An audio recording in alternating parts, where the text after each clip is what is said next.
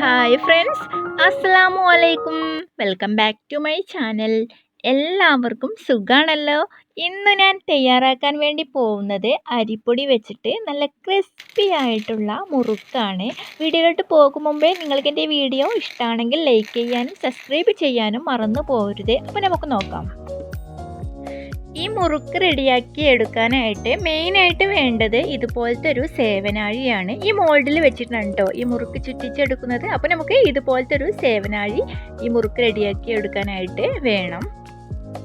ഇനി ഒരു ബൗളിലോട്ട് 1 കപ്പ് അരിപ്പൊടി ചേർക്കുക. നേസ്പത്രി ഇടിയപ്പൊക്കെ ഉണ്ടാക്കുന്ന സെയിം അരിപ്പൊടി തന്നെ കേട്ടോ. ഇതിലോട്ട് 1 ടീസ്പൂൺ കാശ്മീരി റെഡ് ചില്ലി പൗഡറും 1/4 ടീസ്പൂൺ മഞ്ഞൾപ്പൊടിയും ആവശ്യത്തിനുള്ള ഉപ്പും 1/4 ടീസ്പൂൺ കായം പൊടിയും ചേർത്തിട്ട് ഇതെല്ലാം കൂടെ ഒന്ന് ഈ പൊടിയിൽ വെച്ചിട്ട് ഇതുപോലെ ഒന്ന് മിക്സ് ചെയ്തെടുക്കണം.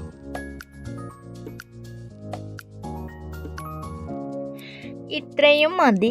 ഇനി ഒരു പാത്രത്തിൽ 2 കപ്പ് വെള്ളം ഒഴിച്ചിട്ട് നന്നായിട്ട് തന്നെ തിളപ്പിച്ചെടുത്തിട്ട് ഈ അരിപ്പൊടി ഇതിലോട്ട് ചേർത്തിട്ട് ഒന്ന് മിക്സ് ചെയ്തെടുക്കണം കേട്ടോ.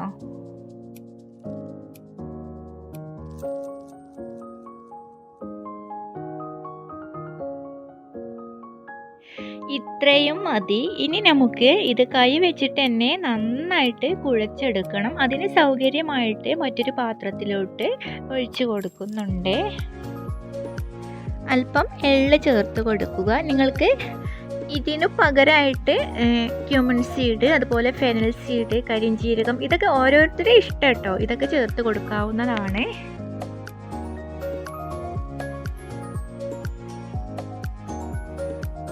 അല്പം വെളിച്ചെണ്ണ നമ്മുടെ കയ്യിൽ വെച്ചിട്ട് ഒന്ന് സ്പ്രെഡ് ചെയ്തിട്ട് നന്നായിട്ട് തന്നെ കുഴച്ചെടുക്കാം. ഇത്രയും മതി. ഇപ്പോൾ ഈ അരിമാവ് നല്ല സോഫ്റ്റായി തന്നെ വന്നിട്ടുണ്ട്. ഇതിൽ നിന്നും ഒരു പോർഷൻ എടുത്തിട്ട് ഇതുപോലെ വെച്ചിട്ട് ഈ സേവനാഴിയിലോട്ട് ചേർത്ത് കൊടുക്കുക. ഇതുപോലെ ആദ്യം ഈ ഒരു മോൾഡ് ഇതിനകത്ത് ഇതുപോലെ വെച്ച് കൊടുത്തതിന് ശേഷം ഈ അരിമാവ് ഇതുപോലെ വെച്ച് കൊടുത്തിട്ട് നന്നായിട്ട് തന്നെ പ്രസ് ചെയ്യുക.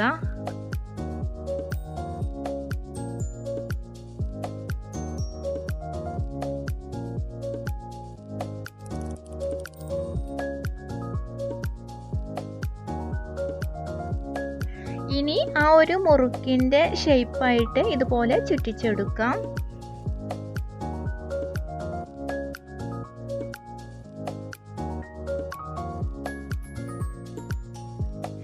ഇനി ചൂടായ എണ്ണയിലിട്ടിട്ട് ഫ്രൈ ചെയ്തെടുക്കാം. അപ്പോൾ ഫ്രണ്ട്സ്, നമുക്ക് 1 കപ്പ് അരിപ്പൊടി വെച്ചിട്ട് ഇത്രയും മുറുക്ക് റെഡിയാക്കി എടുക്കാവുന്നതാണ്. ഈ രീതിയിലൊന്ന് ട്രൈ ചെയ്ത് നോക്കണേ, ഫീഡ്ബാക്ക് അറിയിക്കണേ. ഇനിയും പുതിയൊരു വീഡിയോയുമായിട്ട് ഞാൻ വരുന്നത് വരെ എല്ലാവർക്കും ബൈ.